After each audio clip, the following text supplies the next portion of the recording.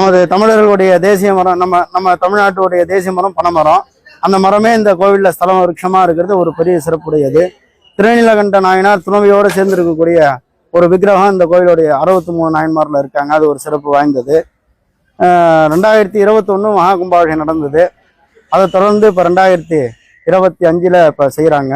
எல்லாம் கிராம மக்கள், எல்லா பக்தர்கள் எல்லாம் ஒன்று கூடி, கோயில் நிர்வாகம், இந்து அறநிலைத்துறை நிர்வாகங்கள் எல்லாம் ஒன்று கூடி இந்த கும்பாபிஷேகம் நடைபெற்றிருக்கிறது. பக்தர்கள் அனைவரும் சுவாமியை தரிசனம் பண்ணி இங்கே அருள் பெறணும்னு வேண்டுகிறோம். இந்த ஸ்தலத்துக்கு இன்னொரு சிறப்பு என்னன்னா, சிவ சக்கரவர்த்தி ராஜா புறாவுக்கோசரம் தான் தொடசதியை எடுத்து இடைக்கிட கொடுத்த ஊர் இது. அது திருப்புறவார் பனங்காட்டூர் அப்படின்னு சொல்லுவாங்க.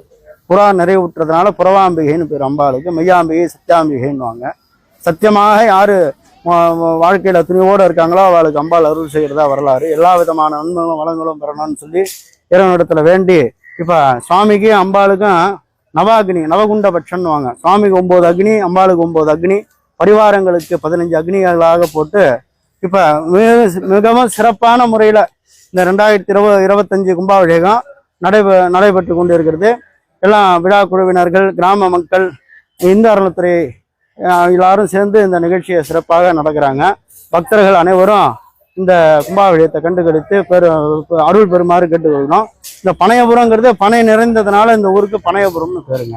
சோழராஜாக்கள் மாமன்னர் மாமன்னர்